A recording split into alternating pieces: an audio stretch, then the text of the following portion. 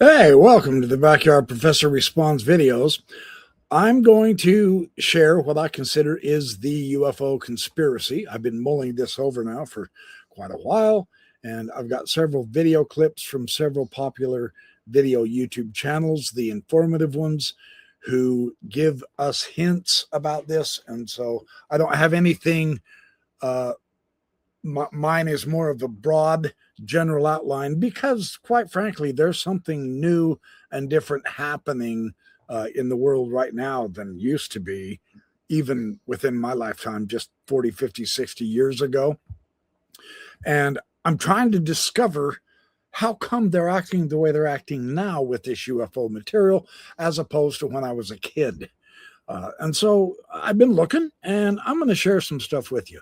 First, let's take a look at this clip right here. Ross has something very interesting to say. Military facilities across the United States, across Europe, and indeed even in Russia and China.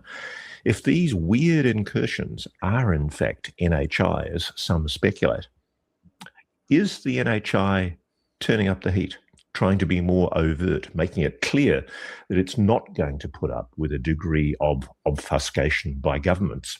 Is it taking the fight to the people? I sometimes think that what's happening is we humans are meant to go through some kind of a realization, some kind of an awakening ourselves, and that what the NHI are doing is prompting individuals with downloads and insights. And that's probably why I'm getting swamped with people telling me that they've had downloads, insights from supposed beings telling them things about imminent disclosure. There is certainly chatter out there, but I don't think there is any possibility at all on the basis of what I'm hearing, and you're welcome to call me out on this if I'm subsequently proved wrong. I don't think there's any basis at all that there is any government plan for imminent disclosure. I think the national security state and the intelligence community and the sections of private aerospace that have been keeping this secret for the last 70, 80 years, they think they've put it back in the box for as long as possible, and I suspect they're right. And I think that what is happening is that the public are moving slowly towards their own revelation. I think that the NHI, if they do exist, and if the people that are contacting me are telling me the truth, and I suspect they are, I suspect what's happening is some kind of broader spiritual awakening. I think eventually it's going to become irrelevant what governments say or do. Governments are making themselves irrelevant in this debate. Ultimately, it's going to be a people-driven thing. So there's my first hint. I realize that Colt Hart is not very favorable with some people. He has bothered me in times in the past. That doesn't mean he doesn't have good things to say. And so when he drops nuggets of wisdom or clues or ideas, I try to pick up on them. This, coupled with a few more ideas from various podcasters, has helped me kind of put something together here that I think could have some serious validity. And I'm going to share it with you just so that we can see what is going on. This next clip is from Vetted, and the idea with that he finds from Dan Farah is what I think is extremely interesting. And I do believe that Patrick has some ideas that we need to entertain or at least put into our heads and think this through just a little bit more. So I'm appreciative of his thinking through this particular situation that I think is worth looking at.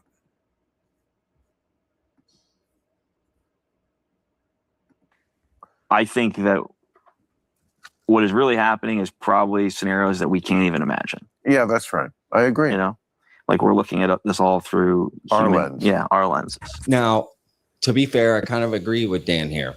Okay, for one part of this, and look, I think Dan probably isn't in on this. Okay, I think that he's being used. And I think this happens a lot in this community. People get their eyes glazed over by these people telling them these things, and they're just like, "Oh my God, this is I can't believe this is real," right? And they just forget. They lose all their critical thinking skills, and there could be so many different motivations and reasons. But I think Dan is just being fed information, like Tom DeLonge, like a lot of people, right? You had Hal Puthoff go to Tom DeLonge and push him, and that fell apart. Now you got Hal Puthoff pushing Dan Farrow with this. And I think this just repeatedly happens. But this next part, I have to admit, Dan sounds, in my opinion, very delusional with the impact he thinks his film is going to have. And I mean that with the utmost respect, right? I get if you're behind a project you're doing and you want to believe in it, but I'm outside of the project, right? So I just don't see what he sees. And to be fair, this part of what makes me think he's being used, right? He's bought into the cult, if you will, the UFO cult in a sense, this government disclosure cult, right? Because remember, I'd much rather hear from an everyday person, a mechanic, a farmer, a plumber, a waiter, a server, a bartender, whatever, and them tell me their story rather than these intelligence officials and government officials. You just don't know their motivations. And most of them are pre-approved to say what they say, right? That's Dan's big push in the film is they're saying what they're allowed to say. Think about that. I think my film brings out the base facts. I mean, to be honest, I think this film is disclosure. This is 34 really high level military government intelligence officials breaking their silence on what they can lawfully disclose, telling you what they have become aware of, putting their reputation on the line to tell you the facts and let you know this is real. Here's the circumstances. Here's how we got here. Here's the lay of the land. Just putting it all on the table. Right. I think, for optics, that can be upped by a president stepping to the microphone and definitively saying it. But we already just got told the truth, Like Rubio's Rubio's on camera in my film more than 33 other people, right? 32 other people. And now he's our Secretary of State and our National Security Advisor. He's not a lunatic who said crazy things and then got pushed aside. He said very important, serious things, and then he got put in the second most powerful position on the planet. He thinks this film is laying down all the base facts. Well, not a lot of people agree with that, even in the UFO community. People who have been doing this for a lot longer than Dan's been at it, right? And people that pointed out that there are a lot of errors in the age of disclosure. So how could you be getting the base facts right? Right? It's all about disclosure, transparency, and then you basically manipulate the film. Most people are going to think, well, the ends justify the means, right?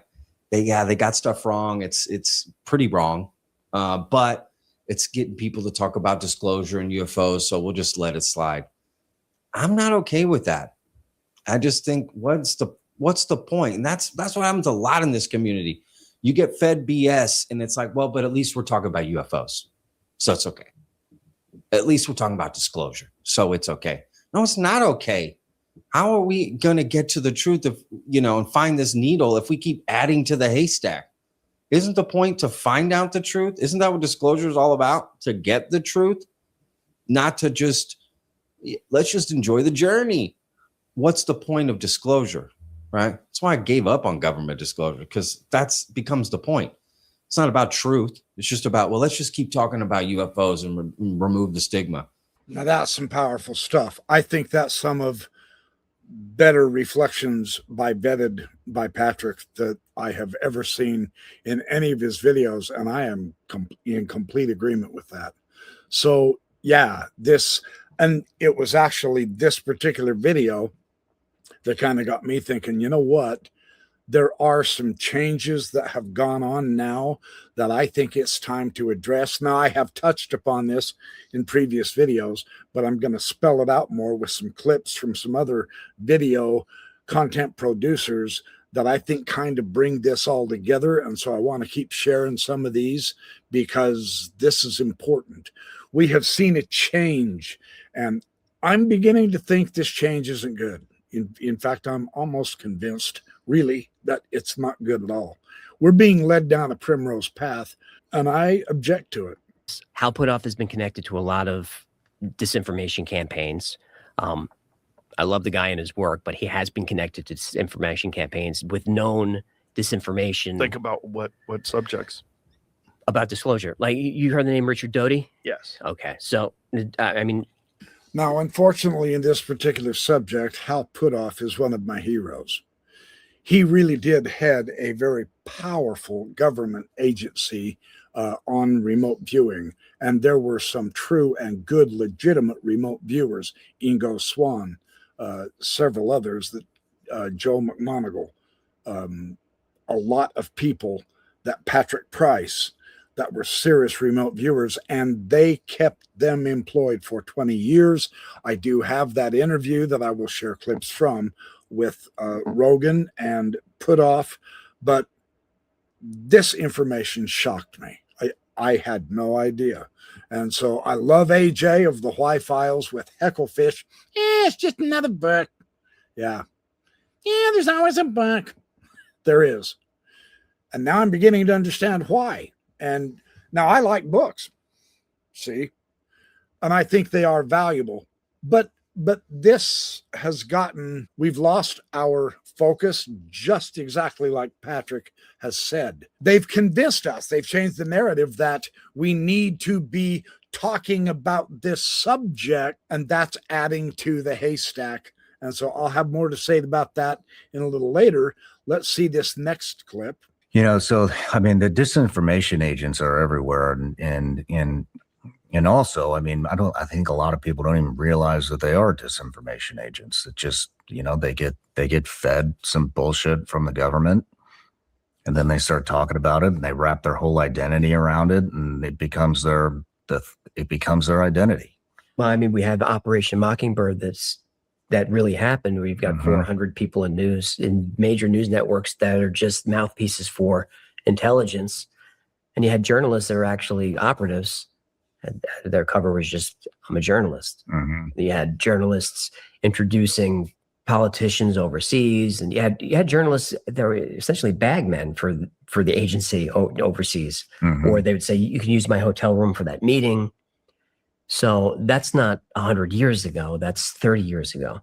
There's no saying that we only had Operation Mockingbird. There's no saying they're not still involved and actively working.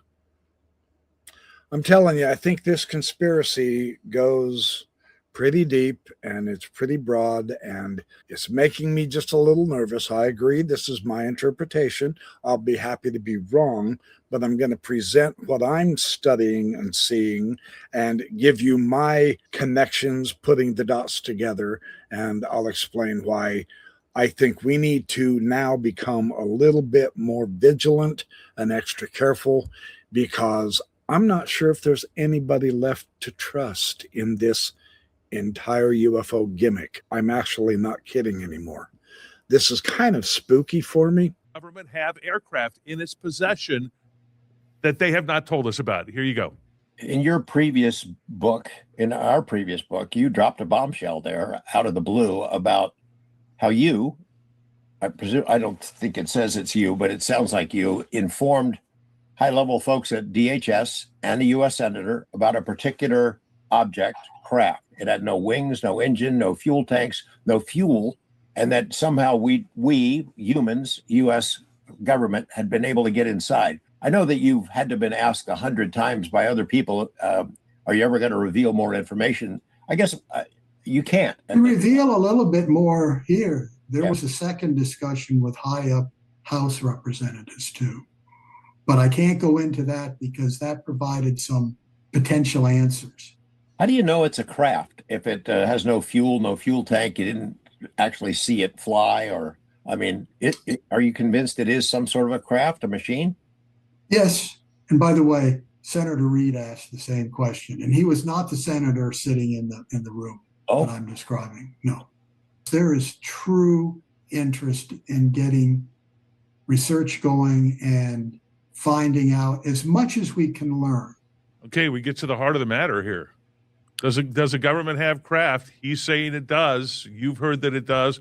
Does a government have alien aircraft that it's not telling us about? The answer is yes, it does. Yeah, and he was allowed to say, after going through the DOPSR process, he was allowed to talk about that one in particular because he'd already shared it with other government agencies. When OSAP ended, after its 27-month run, Dr. Lukatsky, Robert Bigelow, and a couple of their colleagues were trying to find a home for a new version of it.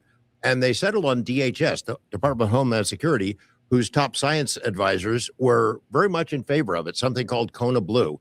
And then after agreeing to go forward with it and be the home for a new program like OSAP, somebody at the top intervened and they said no. But Dr. Lukatsky shared with DHS the idea that he knows for sure we've got at least one of them. Now, that is the exact point that I dived into this topic 39 years ago with Bob Lazar. The idea that we had more than a couple of them that we were taking apart, reverse engineering to figure out if we can duplicate the technology. And at the time I made that story, I was pretty far out on a limb. It seemed like pretty far into the UFO weeds. Even the UFO community was hostile to it. But now, all these years later, it's the center of the conversation. It's the center of new films and reporting by major news organizations. And now I don't feel quite so lonely anymore, Ron. Oh, I remember it well. In 1989, I was working at another TV station here in town. And when you did that first story that we showed in our first episode, if you go back and you can see it, the interview with Bob Lazar on live TV, you seemed a little surprised even that he said some of the things he said back at that time. Yeah. Now, the reason I wanted to share this wonderful clip of George Knapp, he's interviewing Jim Lukatsky here, is because of what he said at the end. He said, look, back then I was the lone dog, so to speak, just way back 30 years ago when I first interviewed Bob Lazar. And Bob told me about the craft that he was involved with and all, and the world just mocked him. Back then, it was really close to a death sentence. I mean, these guys were endangering their lives to even mention the word alien, let alone suggest that we have some of their crashed craft. Now, you remember when Roswell happened, the newspaper first printed the story accurately. Yes, we have intercepted and taken possession of a saucer, a flying saucer. And it wasn't one day they retracted that story and put out some crock and bull that, well, it was a weather balloon. So they realized they made the mistake. And from that day on, everybody was mocked for even claiming they saw weird things in the sky, etc. Tinfoil hats became the order of the day to keep off the beams of energy from the aliens, keep them from reading your mind, etc. Now it is the center of attention. What is it that's driving this narrative? Why is this intensity of trying now, finally, after 80 years, what I can only say is torture? Why are they now trying to get this stuff out?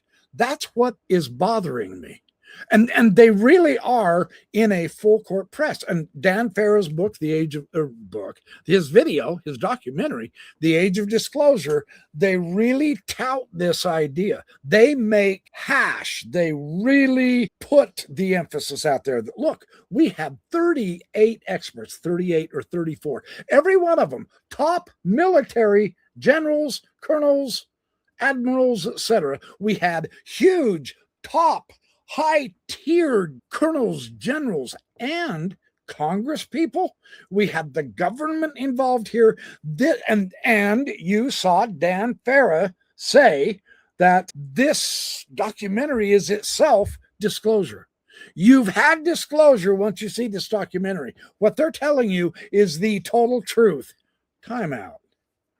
These are the same people that were trying to kill people for even mentioning the word UFO for 80 years. And now all of a sudden it's okay. And in fact, they are now enthusiastically jumping on this bandwagon and saying, hey, come and believe this now. No more skeptics. You guys have to believe UFOs are real. What's going on here? How come the sudden shift? Why this emphasis? Why do they give us the impression that they need us to believe in UFOs now? They need us to believe this subject, to really think, no joke, real bodies. We have real bodies. We have stories of live aliens being taken and working with the military out there in Area 51 for 5 years, helping them in Area 51 human-alien interaction. Why all of a sudden is all of this okay to discuss when it was higher classified than the nuclear bombs? Why is the government flip-flopping here? And what's their agenda? That's what I'm looking at. Now, this last interview is by far the greatest. Joe Rogan has Hal Puthoff on. And I'm going to use several clips in this because what they talk about is truly cool. It's fun, it's interesting, it's cool, but Puthoff, I think, overplays his hand. And here's the other problem. Now that I have AJ saying, look, I have done research. Now, if you haven't watched the Why Files, AJ, you know he's a good researcher if you have. If you haven't, you really ought to start watching him. And I get it. There's people who are getting frustrated that AJ debunks so many of the stories that he's telling. His whole idea, like he told both Rogan and Sean Ryan, he told them both, look, I'm entertaining you. I'm a storyteller. I don't know anything, but I do want you to think. I want you to at least get the idea in your head and say, oh, that's an interesting story.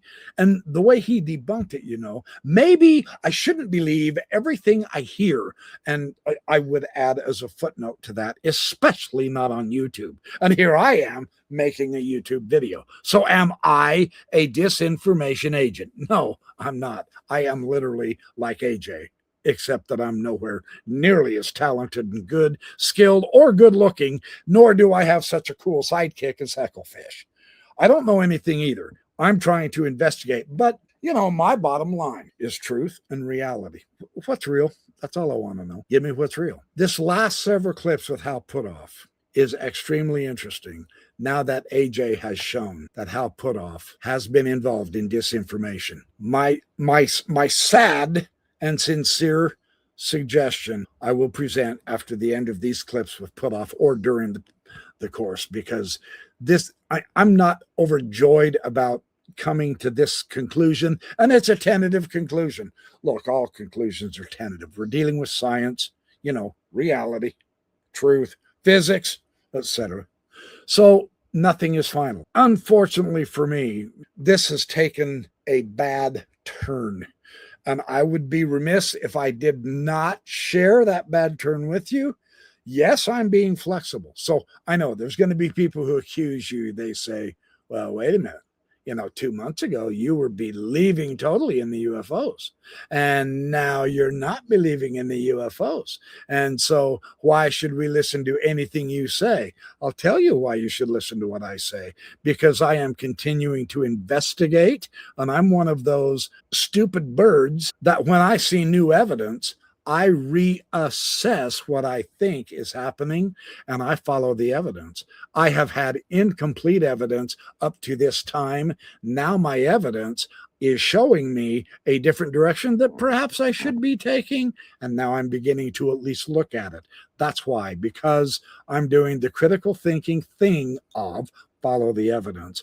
Even though it's uncomfortable for me. I don't like this direction, but this is where it's taken me. Let's take a look. It's really important. Okay, at this point, I ran into a copyright claim. I didn't get a strike, but I got a copyright claim on the Rogan Puthoff clips that I used. So what I'm going to do, because it's important for my understanding, is I will read the transcript off and replace them with the clips. So here we go. So what is it? Is it interdimensional? Is it galactic? Like, what is it? That's such an excellent question, because the problem is there's an embarrassment of riches. These craft, which in the old days, farmer in the fields that someone was streaking across the sky. And, I don't know what I think, you could sort of blow it off. But because our own detection equipment was really marched up into unbelievable sophistication. So now we have these really advanced sensor systems, FLIR, forward-looking infrared radar, high-quality radar, satellites. Ratcliffe has admitted that satellites have picked up evidence of these craft, and these craft have interfered with military exercises, as we all know, from, say, the Nimitz and the Gimbal and the Go Fast videos that made it out to the public in 2017. So it's really out there now at this point that there's a reality here. So that's where we are at this point. He's one of the ones who's been holding military and state and government secrets for decades. He wouldn't lift a finger to help us become educated. His program that he was in was entirely super secret for decades. And now he's willing to come out and talk. What's going on? What's going on? Why all of a sudden the need, the desire to disclose? That's just one question I've got. What my goal, he says, I'm going to approach 38 of the maximum insiders.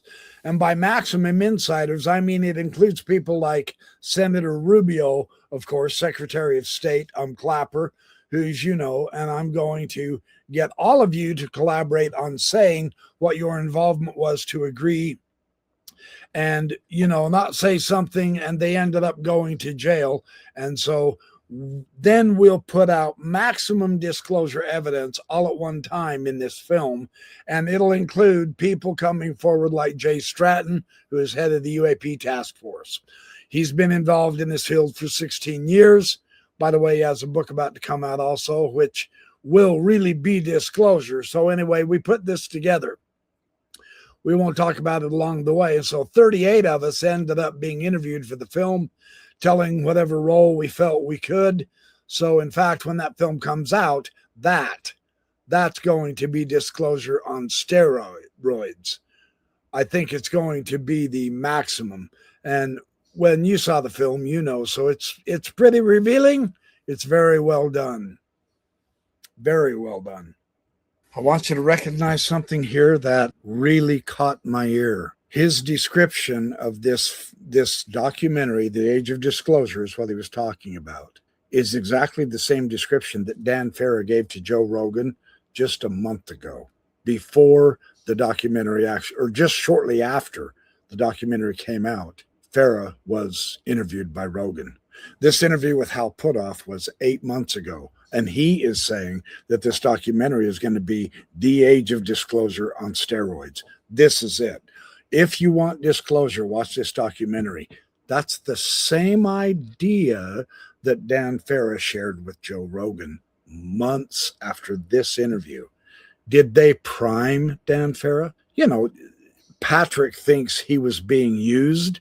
Now, I can't help it. That particular comment makes me agree with Patrick. I think Dan Farah is a pawn in the narrative changing game that the powers that be want us to begin believing finally.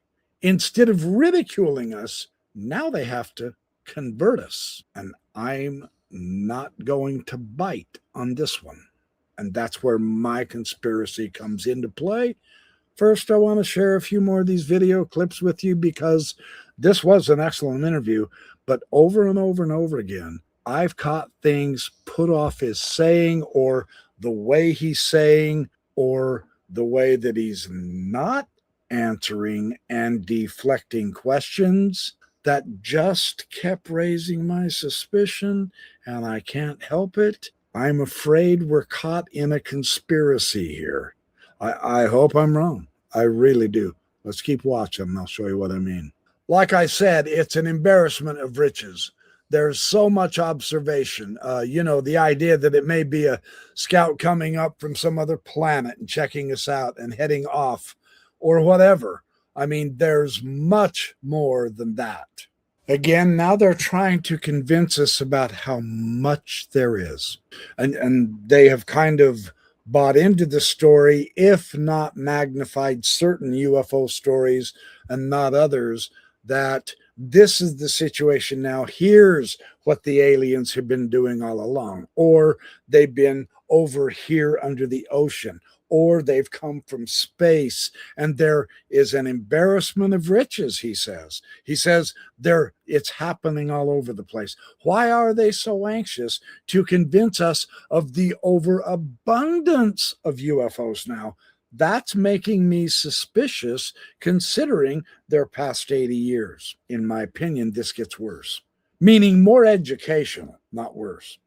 Or maybe some ET group showed up here 1,000 to 3,000 years ago, and they're hiding out with some bases locally and so on.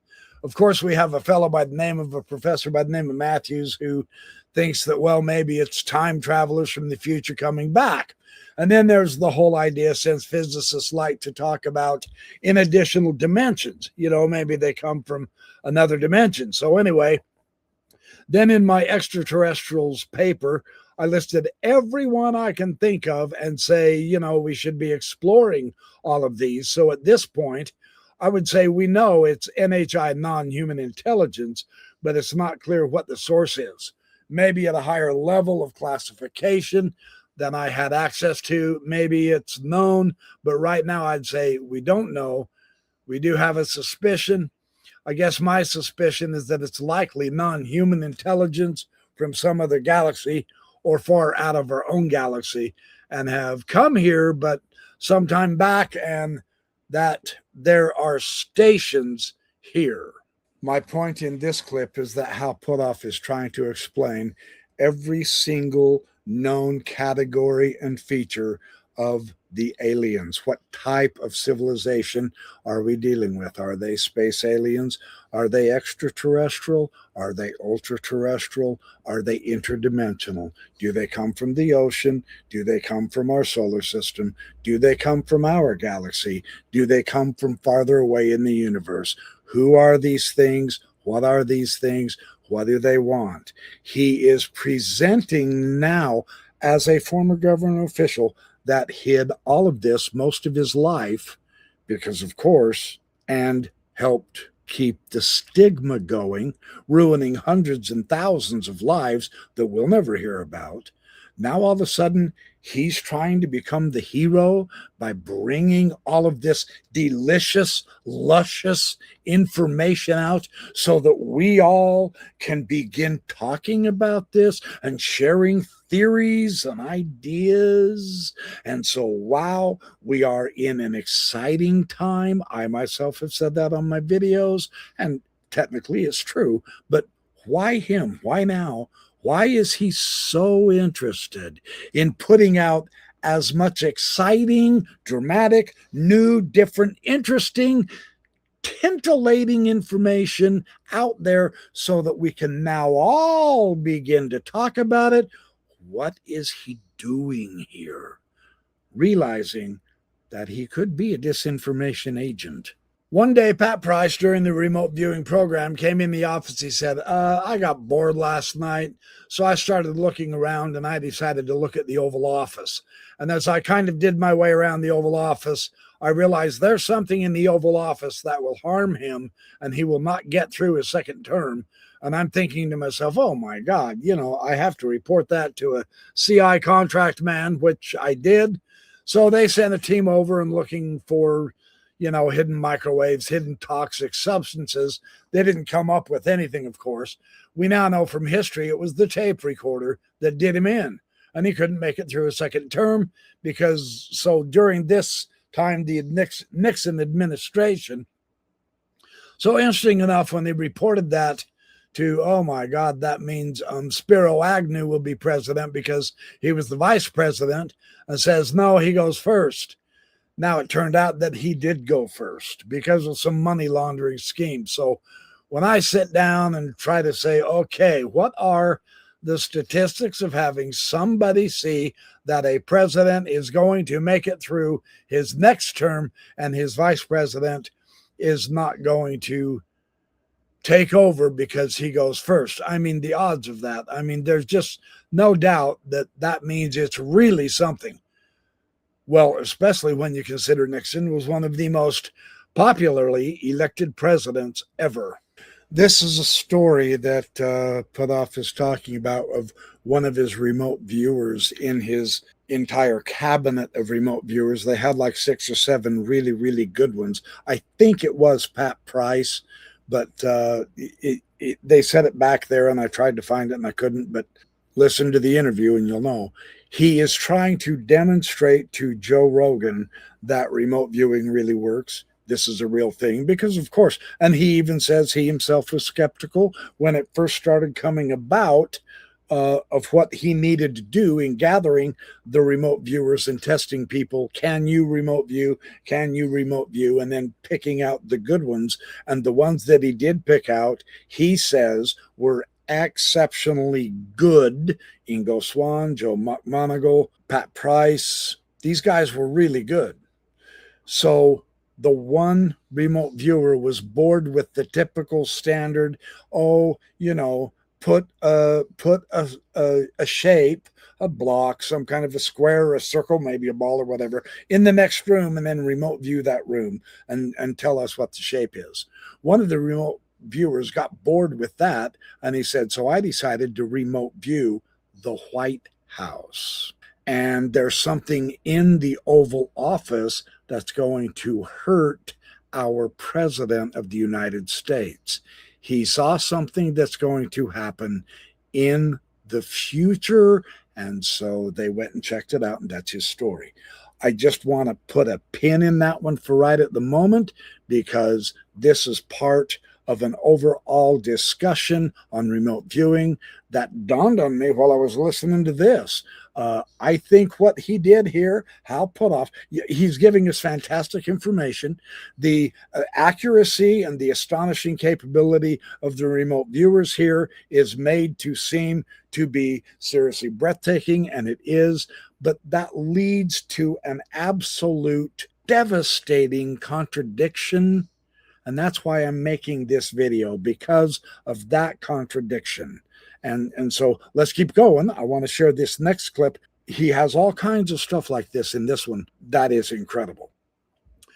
You know, a big thing that we always got pushed on was, well, if these people are so psychic, why aren't they rich? Why aren't they at Las Vegas? Why aren't they doing silver futures or whatever? So, well, it turned out I had a chance to test that, because it turns out my wife, Adrienne Kennedy, was on the board of a new grammar school that was being set up in the Bay Area where we were at the time. So I was trying to raise money because they were about $25,000 short. So I went to a wealthy dentist I knew and said, would you mind giving $25,000 for the school that's just being set up? We're short. And he said, no, wait a minute. I know who you are. You have that ESP program over at SRRI, don't you? And I said, yeah. He said, tell you what, I do silver futures. If you can get your ESP people to tell me what's happening each day, the next day in silver futures, I will follow what you tell me, and I'll bet on it and see if I make money based on that. And I'll tell you what, whatever money I get, I'll give your school 10% of what I make. And don't worry, if I lose money, I won't charge you anything. So anyway, that was interesting. Well, by now, the program we recognize, that's okay. There's the bell curve, sort of anybody can do it to some degree. So I simply went to the board of directors of the school and said, we're going to go into silver futures to make our missing $25,000, but I'm not going to ask you what you think the market's going to do the next day, because that depends on what you've read or what you hope for or whatever, or whoever. So we're going to do something different. I'm going to pick a couple of objects that are very different from each other. I'm going to label one of them market up. I'm going to label the other one market down. And I want you to describe to me today the object I'm going to show you tomorrow, which would depend on what market does.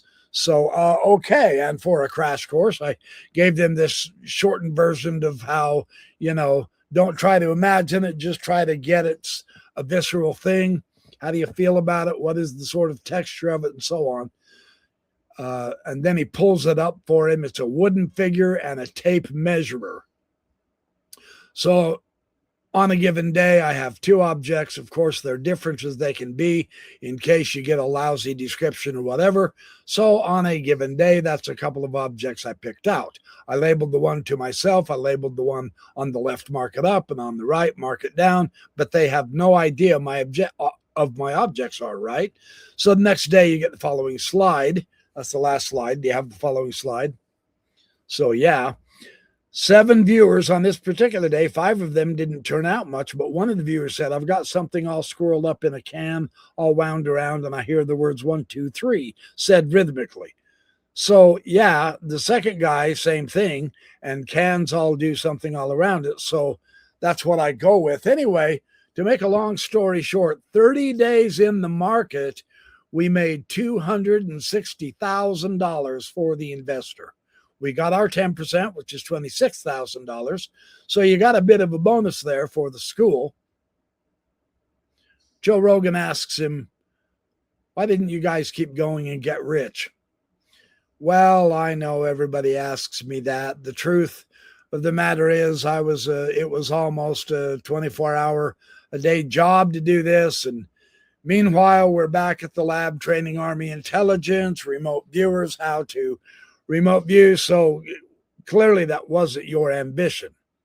Your ambition wasn't to get rich, but you proved your point. Yes, I proved my point. So now, when going into the future, you're reasonably certain that this is a real phenomenon. So this story, because so many people that were in higher levels of the government and some of his friends and all those people, they wanted to know, how come you aren't playing the stock market with your remote viewing skills? You could get filthy flippin' rich. And so this story is used to convince people that they can remote view the stock market and they can get filthy rich. Now, Rogan asked him, what are you doing? How come you didn't get filthy rich? You don't know if he did or not, Joe. Do you really think Putoff's going to tell you how many billions of dollars he and other fellow remote viewers have made through remote viewing? Come on, think it through, man. They're not going to tell you jack shit. So I just want you to understand that we now have seen stories from this man is the director of the program for the remote viewing for the government to spy espionage against the Russians, and they did very well. They helped recover a plane that was lost in Africa, etc. They were so successful that each and every year the funding for their program so that they could keep remote viewing all kinds of things around the world, it kept getting renewed every year for 20 years. So it's not that it was fake. They kept getting funded with tens of millions, if not hundreds of millions of dollars. So this stuff really works. So what Putoff is doing now is sharing little stories about some of the experiences of the remote viewers.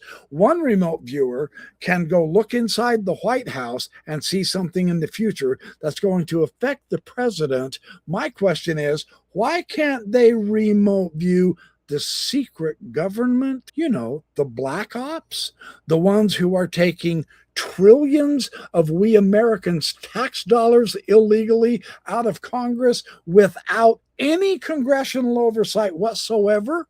How come they aren't stopping that bullshit? Who is where in this interesting layout of actors and players is my question. So this is fascinating. Let's keep going and the other thing that he's disarming the question when Joe asked him, well, why didn't you get rich? He said, we were so busy and, it's almost a 24-hour ordeal. Make $267,000 every freaking month. I would almost work 24/7 for that kind of money for a while, like several years. Yeah, I'd do it. Hell yeah. How about you guys? Wouldn't that be worth your effort? Sure, absolutely. But the other crazy thing is, see, it's stuff like this that I am now considering to be clues as to what might be going on behind the scenes. That is what I am suspecting is happening. Do you ever get access to these materials that you were discussing earlier? Did you ever see anything? Yes, I have. One example I can talk about is, are there things you can't talk about? There are things I can't talk about. But there's one sample I can talk about, put on the screen. That would be right there. It's right here. Yeah. It turns out that an Army person said that his grandfather has been involved in picking up debris from the Roswell crash. So he sent it to all places. He sent it to Art Bell, the radio podcast. So Art Bell turned it over to Linda Moulton Howe. She knows she got it, and so she makes it available and so on. About this time, this is a piece of metal that is layered, very thin layers. I had already had my viewpoint shifted, as I say, by Edward Teller about, we should have more openness going on. So, in fact, Tom DeLonge came along. you know, the punk rock band 182, and said, you know, we should be, by the way, this is before even things came out in the New York Times in 2017. He says, you know, I've been talking to people at some aerospace corporations. They're saying how hard it is to get students to do their engineering come work for us. So he said, well, you know, there's anything, to quote the UFO area, you know, maybe it could generate some interest that way. So long story short, he got Jim Semivan, now retired, high-level person in the CIA. He got me. Keep that up, James. And so anyway, we started at the Stars Academy of Arts and Sciences. So we were part of what was behind helping Leslie Kean get that story out in the New York Times to break out that something was really going on behind the scenes. And back to this material. This is the material that's layered.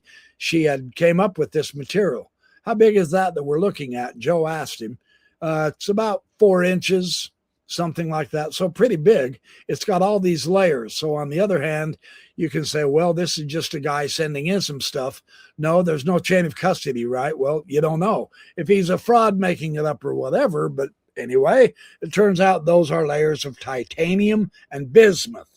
So we got Tom DeLonge, got a copy of the copy. And so we said, okay, we're going to do everything we can to nail this down. We actually set up a contract with an Army office. They arranged for AARO, the All Domains Anomalies Resolution Office, to consider taking this seriously. So they arranged this could be analyzed by Oak Ridge National Laboratory. So we provided this to them to analyze, and the results were that there's no obvious proof that it comes from out of our solar system, because there are various isotopes that would be different if it came from some other solar system. So that would be the first thing you'd look for, say, oh, this really is ET. Well, that didn't wash. The second part, though, was a little more interesting. Those layers of magnesium and bismuth, I mean, those are the size of a human hair. Some of those layers, they say, we can't find any evidence in the history of the development of materials like this, and we can't imagine anybody would want to do it. So it's just an anomaly. So no proof that it's ET, but it's one of the things we do. He says, well, okay, how hard is it to make something like this? So we got an aerospace corporation to say, can we bond bismuth and magnesium together, like what we're seeing in this sample? They got 2 layers bonded, but it cost them over $1 million. It broke down their instruments to do it. So it's still basically a mystery. So we got to read the report, and it wasn't totally provided to the public, but this was about a 1/4 inch thick or so. How many layers did they estimate? About 18, something like that. We could count them. So anyway, that's a possible example. There's no conclusion we can come to. So this is something that is of terrestrial origin in terms of materials when you measure the isotopes, but it's of a construction method that's not currently available to us. That's a perfect description of the situation. So again, do you have anything? Yeah, I have something I can talk about. Look at this fantastically interesting piece of evidence. But it's not evidence for a UFO. It's just an evidence that we have an anomaly. And of course, nobody can make it here on Earth. But it's not extraterrestrial origin because the isotopes are from our Earth, or at least from our solar system. Why is he trying to convince us that there is one anomaly that is beyond our personal human capability at this time to do metalworking like this, and yet it's not a UFO? What is going on? What does this accomplish? It gets us excited to try to discover other artifacts, perhaps. We want to begin to study metallurgy. How do we work metal here on Earth? Are we sure that there's no way we can produce that? Shall we take the time to learn how to reduplicate that, etc.? Notice the way I'm reading this right now is they're just keeping us busy. Why are they trying to keep us busy? I almost feel like this is a distraction entirely. So there's a lot. I mean, it's still a big area that needs a lot to see.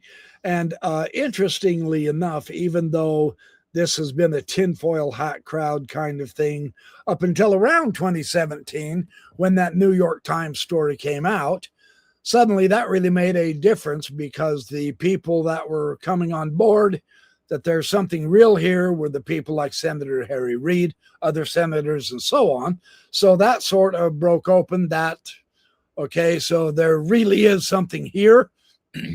So as a result of that, that's how some of these programs you've gotten, pushed forward, reignited. How many of these crash crafts do you estimate there are that human beings have recovered? And he gave a long pause. And then he said, more than 10. More than 10? More than 10. Joe asks, how many of them are in possession of people in the United States? I meant more than 10 in possession of the United States. What about worldwide? Worldwide, do we have any data on that?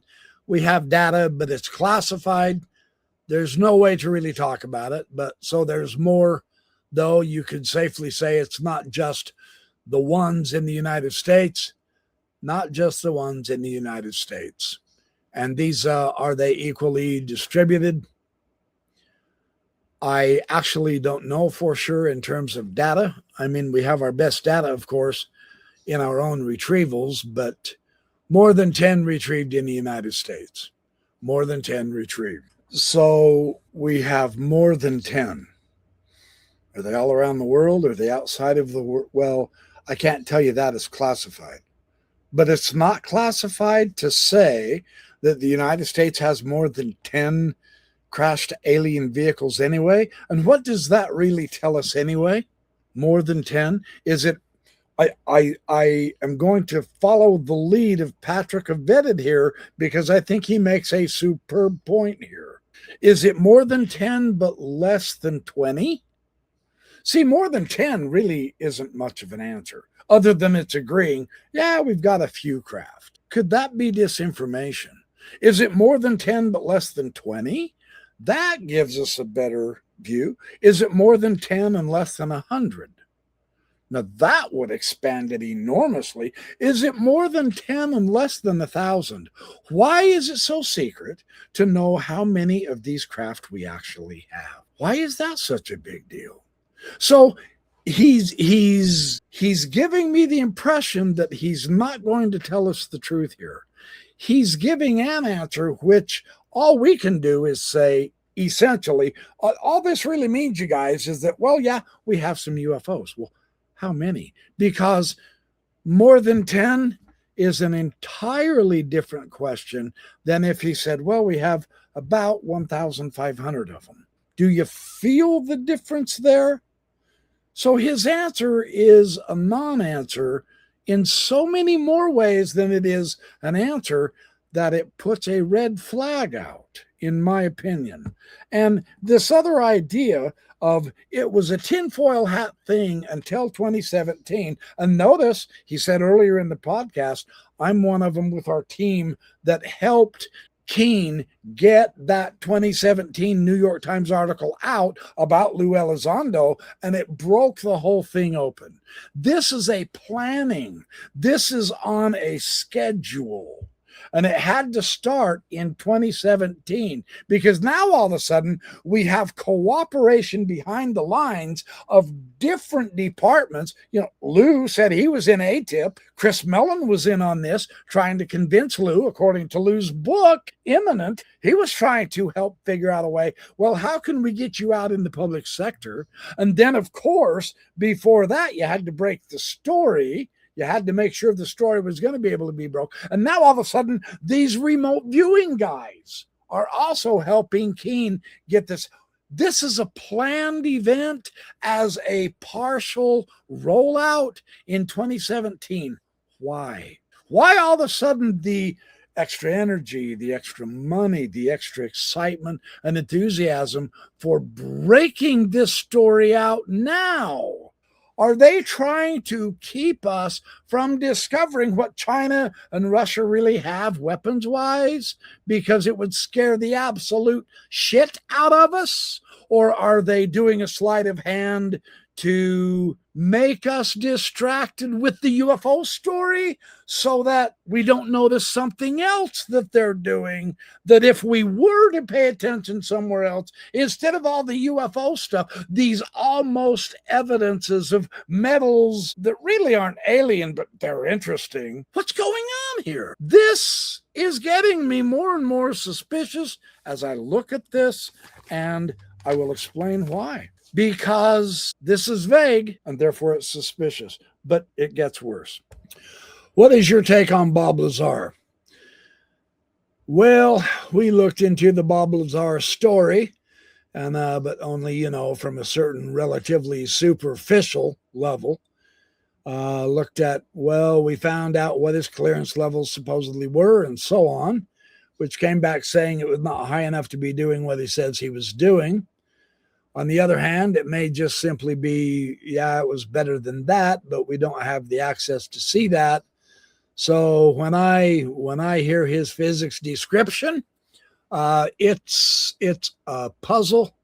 It seems not exactly as I would anticipate. You might be the technology behind the craft, but I can't absolutely write them off. So it's just an enigma, and I don't have any hard data to prove one way or the other.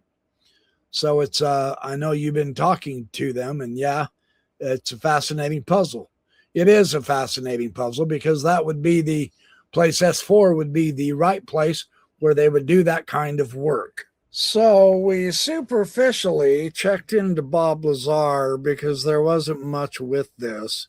He's only the first whistleblower ever that came out with the singular, most spectacular story of a craft and alien bodies and stuff. And so that's not worth looking deeply into. Come on. My suspicion is growing, but here's the real kicker that really bothered me about this guy's description on this. Well, the thing is, I don't know how to take Bob, pro or con, because I don't have enough data. Are you kidding me, man? You have a whole compartment of remote viewers who can look into the Oval Office and see stuff that's going to harm Richard Nixon in the future. You can certainly see for an entire month and practice for a month looking at the stock market to see if you can make money, and you can make hundreds of thousands of dollars on this, but you don't have enough hard data on Bob Lazar. Why don't you just remote view him? You see, there's a disconnect here, man. I'm just saying, there's a disconnect. This is getting bizarre without question. Now I'm seriously suspicious. I am really seriously bothered and suspicious. Remember, AJ said he's a disinformation agent. He's been associated with Richard Doty. If this stuff isn't lining up, he's blowing smoke at Joe here, in my opinion. So when I hear his physical description, it's a puzzle. It seems not exactly as I would anticipate. You might be the technology behind the craft, but I can't absolutely write them off, so it's an enigma. I don't have any hard data to prove one way or the other. If you wanted to do something like that in complete privacy and secrecy, you do it in the middle of the Nevada desert, very protected. That's right.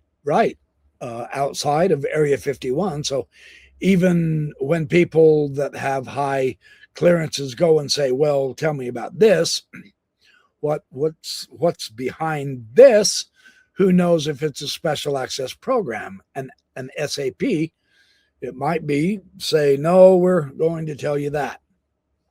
He didn't do anything of significance here. In fact, he might have done something of serious significance. There's just no way of telling from the outside. What he's describing to Joe Rogan is exactly what he's doing to Joe Rogan as a disinformation agent right now with Bob Lazar. He just told Joe Rogan what he just did to him, because he's a disinformation agent too. What did he say about Bob Lazar? We examined him superficially. The single greatest breaking UFO story right up front of the UFO movement, with his description of the beings and the craft, and you superficial. I don't know. I don't have enough hard data, and you have at least 6 world-class remote viewers that have been working with you for 20 years, government funded. Joe's being taken to the shed here, and he doesn't even realize it. I think it's because he's overawed with Hal Puthoff. I mean, who among us isn't? The man is incredible. There's something really fishy going on here. As I progressed through this, they got into other different changed topics, and they got into some really heavy beef that absolutely fascinated me beyond incredible. Okay, this is a very important point. At the first of the interview, Joe asked him, how did you get involved in all this weird stuff? And that's literally how he puts it. And Hal laughed. He goes, well, I ran into Ingo Swann, and I was still, he was actually a graduate of college, right? He'd gotten his PhD, and he was working on some kind of an experiment or whatever. Anyway, when he met Ingo Swann, Puthoff had been working with computer chips at the time, and this was way back. And so he was, it's those little nanotechnology was getting to become a thing, and they were shrinking down chips smaller and smaller and smaller, and there were all kinds of little metal circuits. You've seen them, motherboards. It just shrunk, a computer chip with all the little deals, right? Ingo Swann, when the chip was plugged in and powered, and it would have the oscillations, the sine wave, Ingo Swann could stop that sine wave and make it go flat anytime he wanted. And then if it was a flat line, he could make it go really, really fast anytime he wanted. And it just blew Hal Puthoff's mind. So that's what Joe was talking about here. So listen to what he says. The conclusion here is, which is extremely interesting. This is a physical manifestation of the manifestation of power of whatever unknown ability of the human mind. So since it's unknown, there's no way we would know how to tap it, right? And if these were very unique moments where this is an extremely devout person who obviously was a monk, was probably meditating and achieving this insane state of consciousness that's almost impossible to get to unless you're committed as long as he was, unless you're as dedicated as he was. And then he has this overwhelming moment, right? And I've no way to, connect the physics to it now. The idea is that if there is energy that's allowing a person using their mind to do this, that somehow or another, if this energy could be accessed through science, through physics, through engineering, we tried to look into that. No, this energy may not be meant to be accessed through physics and science. Man, that went right over your head. You just described how Ingo Swann, using his mind, was able to change the computer chip physically through his mind, and then you described the monk story of floating out there and coming back, and you're talking about putting the vacuum energy into coherence with your belief, your faith, your mind, and then you say there's got to be a way to do this through physics and science. No, for crying out loud. We're so physically trained to think physical. If it's not physical, it's not real. That's where we've lost the connection. This could be a whole set of videos, and I'm sure it's been talked about before on YouTube time and time and time again. Anyway, all right, let's keep going. There's more good stuff. The real thought that keeps getting brought about in the zeitgeist is the ocean. That's what people bring up all the time. If you wanted to hide in plain sight, where would you hide? Well, you hide in 3/4 of the Earth's surface that we have very rarely examined. The observation of UFOs coming up, non-human intelligence craft coming up out of the ocean, are they're all over the place. So Tim, God, who's the ex-Navy admiral, he's a Navy admiral who now retired. He was in charge of NOAA, the National Oceanographic, whatever it's called. He's really big on the idea of collecting data about UFOs emerging from the water. So it seems like the data on that is just all over the place. Also observing UFOs in the water zooming by submarines at 400 knots, 500 knots, whatever, without any cavitation. I mean, it's really so that the data, we're buried in data. Really, we're just not buried in how to explain it. Have any of these remote viewers tried to look at the bottom of the ocean? Joe asks him. Not that I'm aware of. Why wouldn't? Now, removed viewers have zeroed in on UFO, although it turns out not at the bottom of the ocean. Let me give you an example. We should probably do that. I mean, since now these days I'm not involved in the remote viewing programs. Oh my God. Come on. We are seeing disinformation in full technicolor power here. There is no way they are not remote viewing the ocean. Come on. They can review the White House anytime they want. Man, they can watch the stock market for a month at a time and make gajillions of dollars if they extend that over the years. And who's to say they've ever stopped? And now this most fantastic idea, it's been staggering everybody at about how fast these things go underwater. They zippity-doo-dah. 100 times faster than anything we've got, and then they come zipping out of the water. In fact, from the air, when they jump down into the water, there's no splash. There's no water displacement. They just seamlessly enter into the water, and they don't slow down. They keep right on trucking at 500 knots. Yeah, have anybody remote viewed that? Well, not that I know of. AJ, I do believe you've got this guy's number.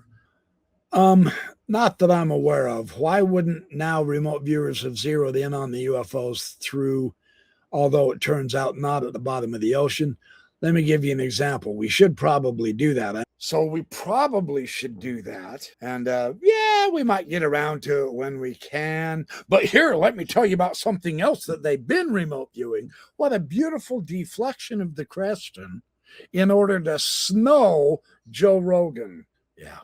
Let's keep watching. This actually gets really interesting. I mean, now since these days I'm not involved in the remote viewing programs, Joe asked, why wouldn't now remote viewers have zeroed in on the UFOs, although it turns out not at the bottom of the ocean? Well, let me give you an example, but we should probably do that. I mean, since now these days I'm not involved in the remote viewing programs, so there are some, but there are remote viewing programs that are still going on right now. I would say that's likely. When you have an asset that works to some degree, even though it's dismissed publicly. So even after the SRRI program got shut down, you know that statement? Yeah, I'm retired from the CIA. Yeah, but are you ever really retired from the CIA? I am so not kidding. Well, I'm no longer in the remote viewing program. Yeah, but are you ever really out of the remote viewing program is my question. So let me get this right. They've got this group of remote viewers. They're in this extremely successful government program for 20 years, and they were successfully accomplishing very, very important spy missions on the Chinese, on the Russians, and they were accomplishing their important objectives. Joe McNamara saw that the biggest submarine ever built at that day at that time, and they didn't believe him. And then months later, it came out that the Soviets had it, etc., etc. And now, yeah, this SOR program was shut down. Bullshit. Not buying it for a minute. A successful program like that doesn't just get shut down because, oh, well, you know, we've done enough. Not buying it. Just not buying it. Even though it's dismissed publicly. So even after the SRRI program got shut down, after I came out to Austin in 85 to set up Earth International and the Institute for Advanced Studies in Austin, starting to pursue my physics stuff because I really wanted to pursue my physics. I didn't want to stay in looking at remote viewing forever. What? Oh, God. God. Come on. This is a psyop. Give me any other choice to come. Give me any other conclusion. Any other choice I can make here. This guy is blowing smoke up our butts. Well, yeah, I was in remote viewing for 20 years, but I didn't want to do that forever. You know, I can look, we can look into the White House anytime we want into the future. In the earlier part of this program, he demonstrated many remote viewing sessions where they were looking into the past. So we know with remote viewing, you can look into the past, and it doesn't matter how far back. And you can look into the present, of course, and it doesn't matter where you look, anywhere in the solar system in the present, and you can look into the future. And technically, there's no limit to how far out you can go, according to remote viewing. And with remote viewing, you can make absolute, literal now, physically literal, mountains of money.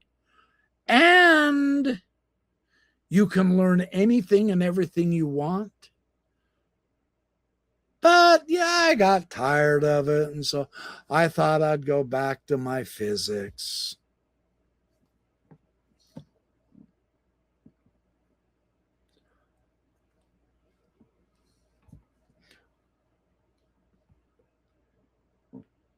That leaves me speechless. That is pure bullshit. Anyone on the planet who had that gift would never get tired of it.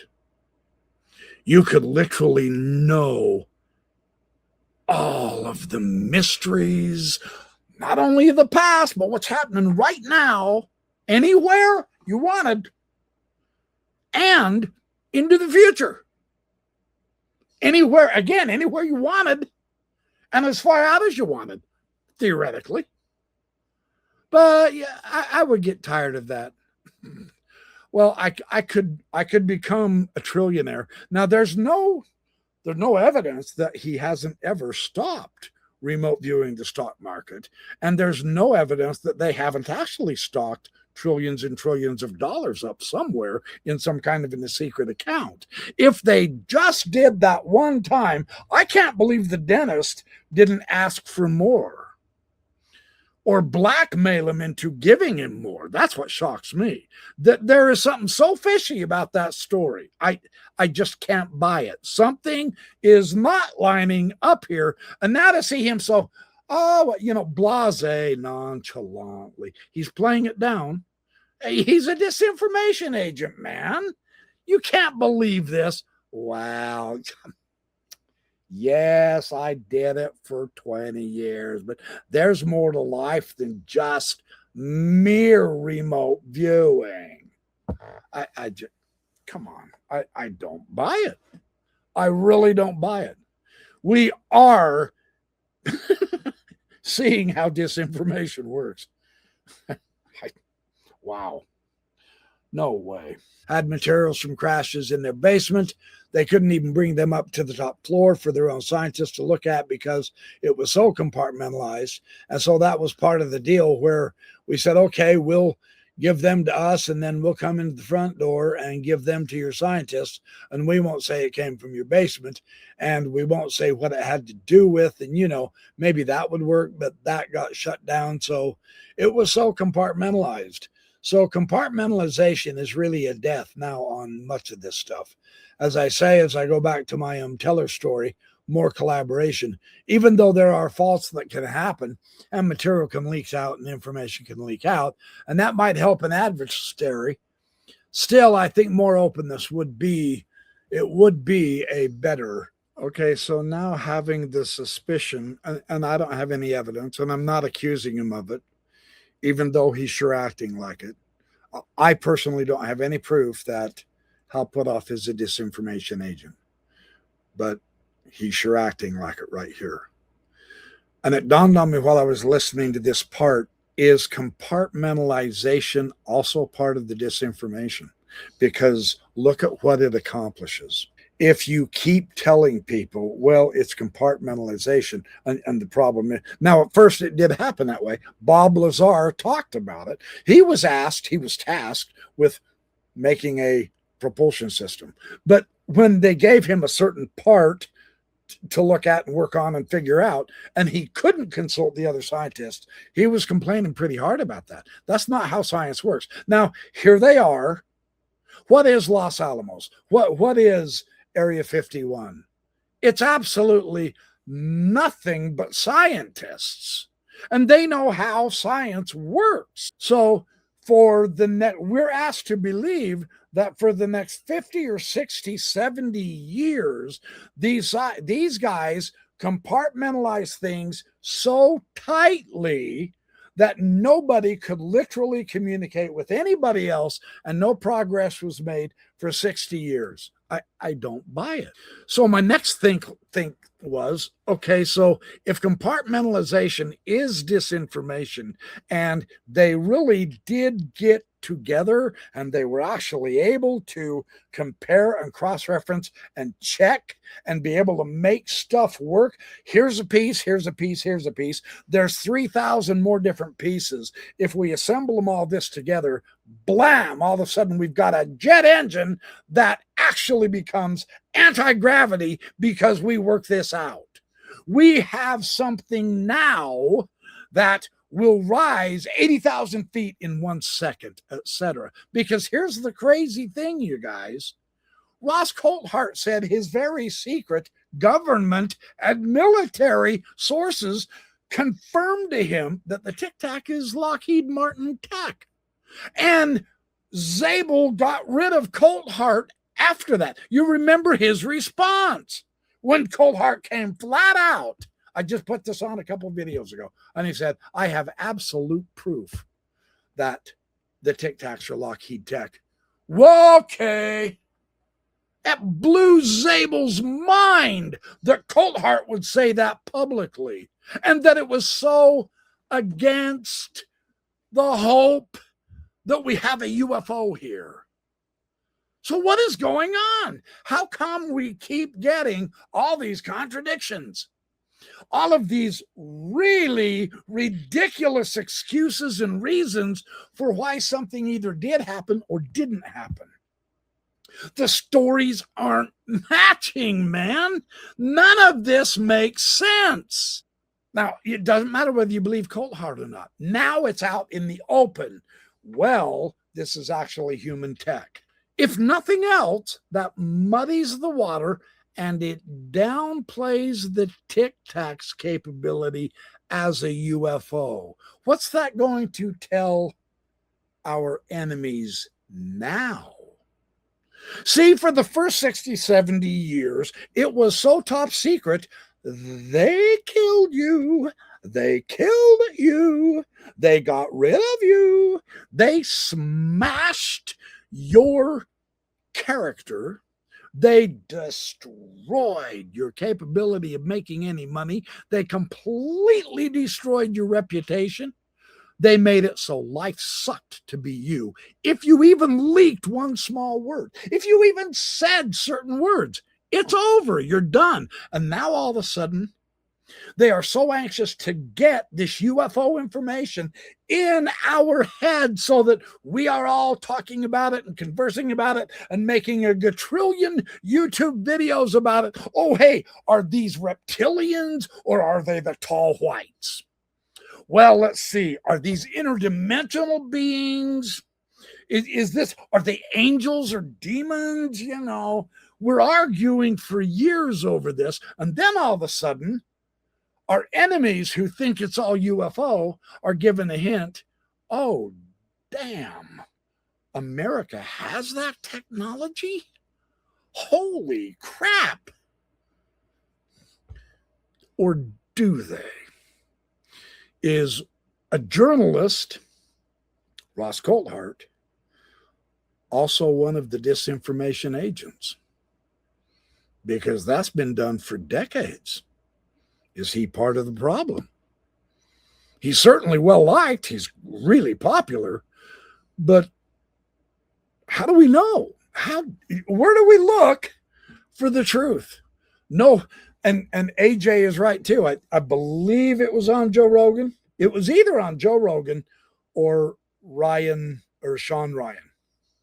And they're like 3-hour-long interviews. They're fantastic. They're terrific. AJ just rocks that joint. He said, man, anybody who is a government official and trying to talk about UFOs and disclosure, I can't trust them. And pretty much anybody who's military, I can't trust them. If you're DOD, not a chance. If you're CIA, If you're FBI, it's not going to happen, etc. So who do we trust? Well, the common folk. The fireman, the farmer down the road, or the city fireman, etc. In other words, like I've said in several other of my videos, we Americans, we kind of get egocentric, right? And, we think the whole world revolves around us, and therefore the UFOs think we are the most important people on the planet because we have the greatest military, because we say so. And so, of course, they're going to respect that, and they're going to come and park on our White House lawn to announce, ta-da, here we are, etc. But there's serious growing evidence, as Artie Six Killer Clark has shown, of many, many thousands of encounters down in Mesoamerica to the poorest people on the planet. And this is happening in China and Russia, down in Africa, in Europe, in Britain, etc. It's a worldwide phenomenon. Richard Dolan has videos trying to calculate that. There are at least 10,000 encounters every year worldwide, right? And not all of those are registered or talked about. So the ETs are making contact, just not to you and me. Now, there's many of you in my audience who have had contact, right? Well, you're not government people. You're not high and mighty important Secretary of State of the United States, etc. You're not a colonel in the United States Army. You're not an admiral in the Navy, right? No, you're just maybe you're a plumber, maybe you're a mechanic or a maintenance man. Maybe you're a maid in a hotel. Who knows? But you're being visited. So the switch of the United States government to, it's almost like they're in a hurry. They're really, really, really emphasizing, and it's growing. I mean, the age of disclosure now, right? This is disclosure. This documentary. I mean, Dan Ferris says that, and he's fobbing off of what some of those guests in his documentary told him that it should be, such as Hal Puthoff, whom we heard tonight say the same words. They're trying to make this big deal, and it's very important that you believe this now, Now, here's the thing that I want to share is this. All of this began, like Putoff said, in 2017. Now, we're in 2026. So do the math. Jeremy Corbell has come out and said, man, they're going to tell you a huge lie in 2027. There's going to be a mothership coming, and that's the lie. Okay, so from 2017 to the time all of a sudden everybody wanted in on this, convincing us UFOs are real, including the government and the military. The goddamn bastards are now trying to be the heroes, and it's been 10 years. In 10 years, they have had a campaign to try to get as many of us as they can without official disclosure, but to convince the UFO community that UFOs are real, because in 2027, when that fake mothership's coming in red hot, ready to destroy us, the government and the military are going to band together, and potentially worldwide, the Russians and the Americans and the Chinese are going to join up, and they're going to say, we need to have full power so that we can destroy our world enemy. And then they're going to have, I love him or hate him, Steve Greer's been saying this. No kidding. It's going to look like it's an alien invasion, man. And we need to, and so they're going to shoot this thing out of the air, and they're going to destroy it, and they're going to save the world. Let me ask you a question. When has the government ever given up the power that they were given by people or took on their own?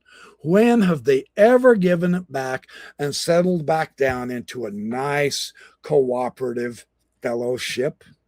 I will tell you how often. Never. That's my conspiracy.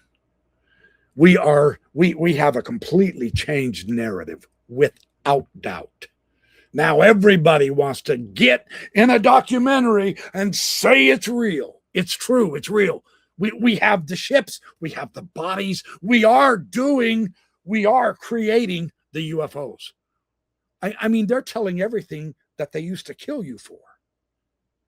And we're lauding them up. And they're officials. Look, they're high-powered officials. They're not going to lie. Somehow, someone who is a higher up in the government or a higher up in the military is just so much more impressive, is so much more authoritative, that we would rather believe them, which is why they are making us wait for full disclosure.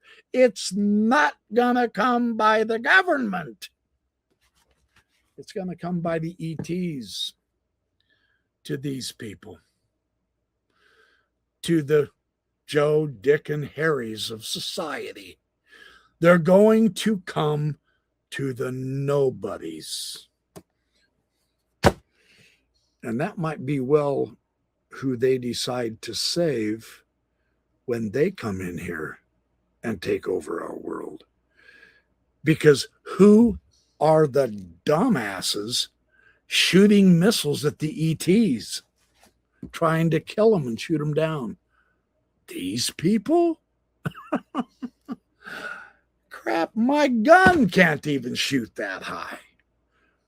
No, they're going to destroy their enemy, which didn't have to be that way, but maybe the governments are too damn stupid and paranoid, and so they are attacking the ETs. So who are the ET enemies? They're preparing just common everyday people.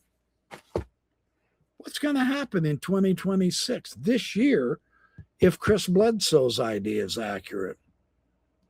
What's going to happen if 2027 actually plays out like I am proposing is a theory that it could?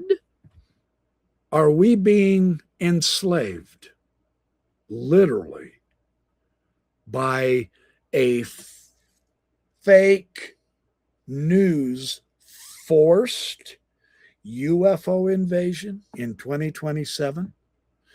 I mean, you know, you got to be real. You really think anybody who is given such total power is ever going to let it go again?